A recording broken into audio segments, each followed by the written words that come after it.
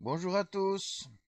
Alors voilà, me voilà paré de mes plus beaux atours, peignés et tout, pour parler une nouvelle fois d'un debunk, ce que je voulais jamais faire, comme je vous l'avais dit. Mais le problème, c'est que c'est pas de ma faute si ce qui devrait être dit n'est jamais dit, puisqu'il ne devrait pas se dire se répète inlassablement. Et là, le populisme fait une envolée en France à propos du nucléaire, usant de tous les arguments, y compris le blackout en Espagne, alors même que le gouvernement espagnol a démenti que c'était les renouvelables, qu'un pré-rapport a été établi démontrant que ce n'était pas les renouvelables le responsable. D'ailleurs, nous, en France, nous avons connu des blackouts alors que nous étions sous nucléaire. L'Espagne a connu des périodes 100% renouvelables sans blackout, donc ça n'a rien à voir. Mais ça fait les gorges chaudes, ça tombe pile au bon moment pour les tendances actuelles. Et en plus, on ressasse à longueur de temps cette histoire de 300 milliards que soi-disant nous coûteraient les renouvelables, alors que c'est faux. C'est faux. Le gouvernement l'a dit, c'est faux. RTE l'a dit, c'est faux.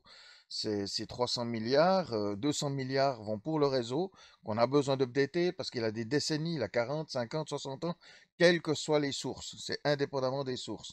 Alors c'est vrai, les renouvelables, il y a 37 milliards qui vont pour le raccordement, mais il y en a autant pour le nucléaire. Si on faisait moins de renouvelables, il y aurait moins de raccordements à financer pour les renouvelables, mais il y en aurait plus pour le nucléaire. Et la question est de savoir, c'est si on préfère orienter plus le réseau vers le nucléaire ou plus vers le mix énergétique. Et ça, la réponse relève du bon sens. Donc c'est vraiment quelque chose qui est absolument abominable. Et dans une tribune récente, les pieds nickelés de la politique, Bruno Retailleau, François-Xavier Bellamy et Julien Aubert ont publié une tribune euh, dans le Figaro, du même acabit que celle de Proglio et sa clique il y a quelques semaines en arrière, qui est complètement absurde, je veux dire, hein, et sans aucun fondement. Clairement, le nucléaire n'a pas le potentiel de nous alimenter dans l'avenir. L'argument qui nous est servi, c'est qu'à cause des énergies renouvelables, il devrait moduler. Et puis que la modulation les reinte. C'est en générant des micro-fissures. Alors c'est vrai, le nucléaire, quand il module, pas parce que c'est du nucléaire, mais parce que c'est du thermique.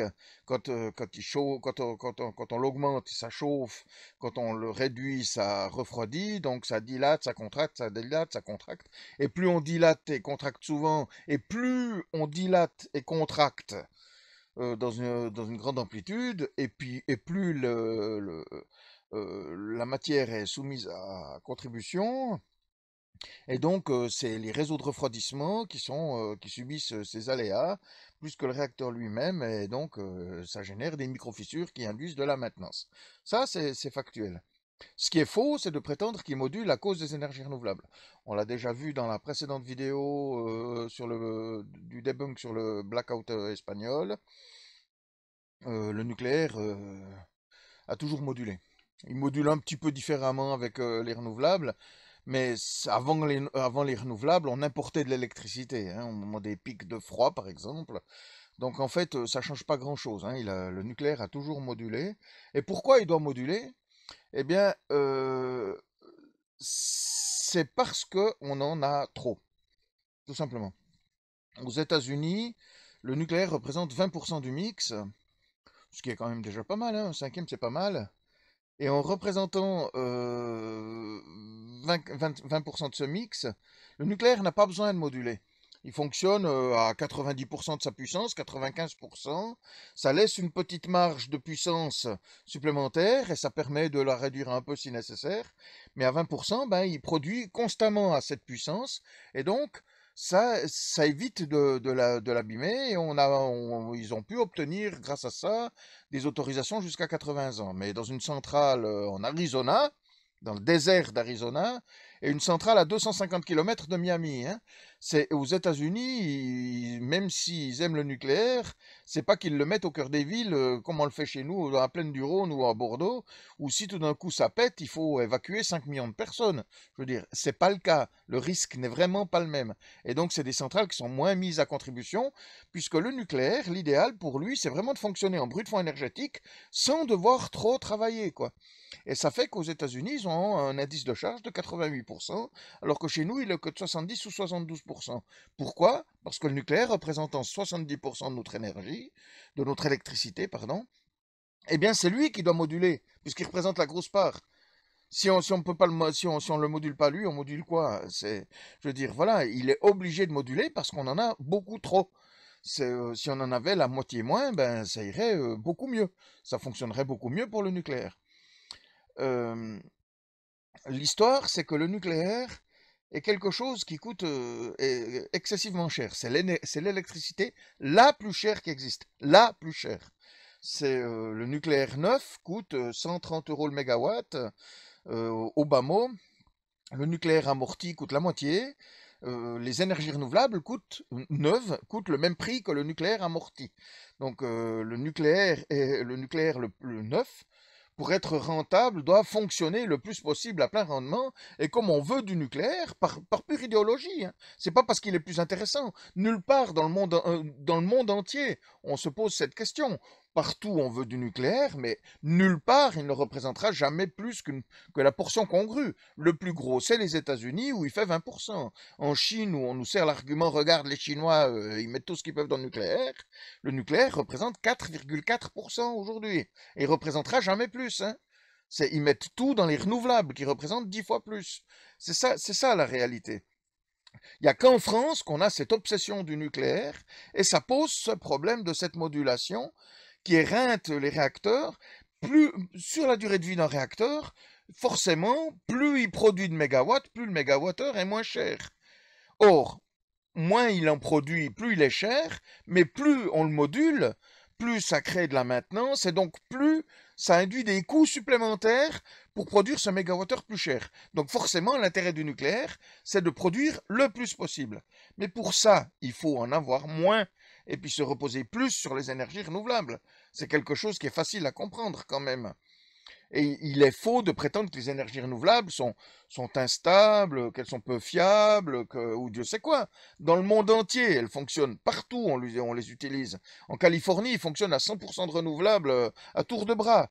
En Allemagne, ils fonctionnent presque une centaine de jours aujourd'hui à 100% d'énergie renouvelable. Ça ne pose aucun problème. Aucun problème. Donc, à un moment donné, il faut quand même arrêter de dire n'importe quoi. Je veux dire, bien sûr qu'on peut avoir des énergies renouvelables et du nucléaire. Par ailleurs, quand on parle d'emploi, qui est un autre argument utilisé, mais les énergies renouvelables, aujourd'hui, c'est 80 000 emplois. Le solaire lui-même, c'est 25 000 emplois. Un mégawatt crête de solaire installé, aujourd'hui, c'est 7 équivalents temps plein. Des emplois d'excellente qualité, de même qualité que dans le nucléaire. Parce que les énergies renouvelables, c'est pas que c'est des anciennes technologies plus simples, puis le nucléaire, c'est l'avenir. Non, ce serait même plutôt le contraire. C'est plutôt le nucléaire qui était hier, qui est l'industrie lourde du XXe siècle, et les énergies renouvelables qui sont les technologies de pointe du XXIe siècle. Donc il y a un moment donné, faut quand même comprendre qu'on ne peut pas s'en sortir en acceptant des propos populistes, cette propagande populiste comme ça, il faut absolument renier. Euh, c'est d'ailleurs pour cette raison que Luc Raymond a dû passer à la trappe et remplacé par Bernard Fontana à la tête d'EDF, parce que Luc Raymond, lui, voulait vendre le nucléaire à son prix, à son coût. Et donc ça le mettait à 130, 140, peut-être plus euros le mégawattheure. Et alors que le gouvernement a exigé que le prix de l'électricité soit un maximum de 100 euros par mégawattheure. Et donc pour ça, ben, la solution elle est très simple. Et c'est vous qui allez payer. C'est-à-dire qu'on va vous augmenter le prix de l'électricité, de sorte que vous la payerez à la place de l'industrie pour qu'elle elle puisse l'avoir, pour que le business puisse l'avoir à un prix concurrentiel. C'est aussi simple que ça, hein. Donc le prix de l'électricité va continuer d'augmenter pour assumer le surcoût du nucléaire. Pas le surcoût des renouvelables, qui coûtent moins cher, le surcoût du nucléaire. C'est Et ensuite, le problème, c'est que là, il s'agit de construire 14 EPR2. 2, ça veut dire pas les mêmes que celui de Flamanville. Flamanville, qui ne fonctionne toujours pas, et on nous disait que c'est parce que c'était une tête de série. Donc c'est normal qu'il y ait des ratés. D'accord. Mais si c'est un prototype, ça veut dire que les deux premiers EPR2 de Panly que l'on va construire, ce sera aussi des têtes de série. Donc on peut s'attendre aux mêmes emmerdes qu'avec Flamanville, puisque c'est pas les mêmes technologies. Donc c'est pas qu'ils auront appris avec Flamanville, ils vont devoir réapprendre avec les nouveaux. Donc on sort jamais de tout ça. En imaginant qu'on arrive à construire ces 14 EPR2, ce qui en soi serait déjà quand même un exploit mirobolant. Ça signifierait que comme dans la décennie 2050-2060, on devrait atteindre la première moitié du parc nucléaire historique, pour raison d'âge, parce que chez nous, comme je vous l'ai expliqué, puisque le nucléaire doit moduler, ça crée des micro-fissures, donc il sert rien de plus, et comme il n'est pas en plein désert ou à 250 km d'une ville, dans une zone naturelle, mais dans des zones habitées, on peut le porter à 60 ans, peut-être à 65, mais à 70 ans pas, hein. Et 80 ans, alors faut oublier. C'est hors de question. On ne peut pas. Aux États-Unis, ils peuvent prendre le risque. Chez nous, on ne peut pas. Donc, ça ne se produira pas. Le nucléaire finira à 60 ans maxi. Or, certains réacteurs ont déjà quasiment 40 ans. Voilà. Les plus jeunes ont, je crois, 28 ans ou 31 ans, quelque chose comme ça. Donc, dans la décennie 2050-2060, on va arrêter la moitié. Et puis, dans la décennie 2060-2070, on va arrêter l'autre moitié. Ça fait qu'en 2050 ou 2055, on va se retrouver avec seulement 35% de nucléaire et 20% ou 25% en 2065. Ça signifie que les énergies renouvelables devront représenter minimum 65 à 85% de notre énergie, de notre électricité. Si on les compromet aujourd'hui, alors que déjà depuis des décennies, le nucléaire se bat contre les énergies renouvelables pour se protéger, nous faisant prendre 15 ans de retard dans leur développement. Si en plus maintenant on réduit les subventions aux énergies renouvelables, ce qui s'explique par le fait que si trop de gens ont ces installations solaires sur le toit de leur maison en autoconsommation, ça fait de moins en moins d'usagers que l'on pourra surfacturer pour maintenir le nucléaire à un coût compétitif. C'est ça la réalité du problème.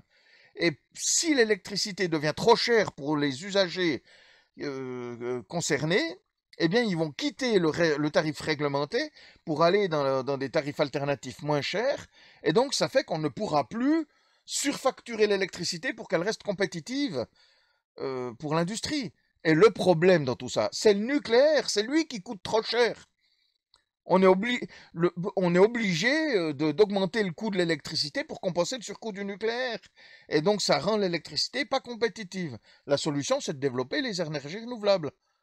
Il nous faut du nucléaire, c'est indiscutable. Je veux dire, il y a 15 ans en arrière, moi, je combattais le nucléaire parce qu'on aurait pu s'en passer à ce moment-là. C'était facile. On aurait pu.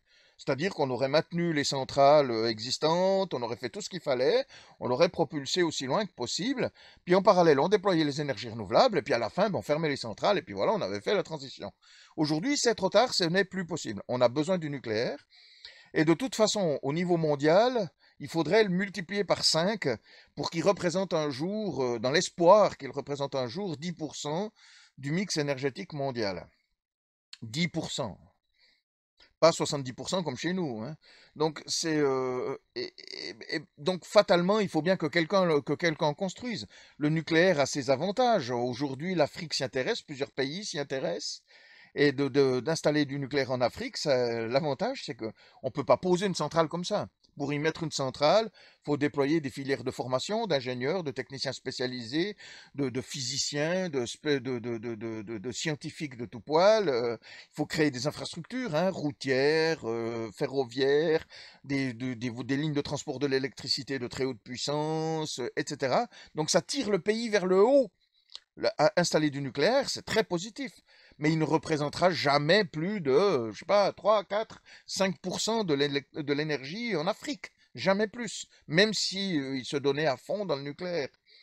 Donc, on doit faire du nucléaire qui va nous aider dans la phase de transition à nous débarrasser des énergies fossiles. Mais c'est les énergies renouvelables, notre avenir. En les compromettant aujourd'hui, on inscrit la France sur la voie d'un importateur massif d'électricité dans 30 ans. Dans 30 ans, nous devrons importer 15% de notre électricité, faute d'avoir suffisamment d'énergie renouvelable déployée. Parce que le jour venu où on commence à manquer de nucléaire, c'est pas qu'on va construire les renouvelables comme ça. Il y a du boulot hein, pour les déployer. Il faut les construire. Hein. Ça se fait pas tout seul. Et donc, ces tribunes sont absolument lamentables. C'est absolument scandaleux d'entendre les conneries, de publier des merdes pareilles que j'ai encore entendues à la télévision hier. Enfin, c'est pas moi qui regardais, c'est ma femme qui regardait. Moi, j'ai juste entendu, mais je l'ai entendu à 8 mètres. J'ai gueulé, j'ai dit c'est faux. Du coup, ma femme a cru que j'allais lui taper dessus tellement j'étais en colère d'avoir entendu cette merde. C'est pas normal. Ce n'est pas normal d'entendre ça aujourd'hui. Je suis désolé. C'est absolument scandaleux. Et là, je le vois sur LinkedIn, des tas de gens qui se le partagent. Ils montrent ça comme une évidence que les renouvelables, on peut pas compter dessus. La solution, c'est le nucléaire. Il nous faut une relance nucléaire. Mais c'est qu'idéologique. Scientifiquement et techniquement, c'est simplement faux. Et c'est unique au monde. Il n'y a qu'en France que cette question existe. Parce qu'elle est absurde, en fait.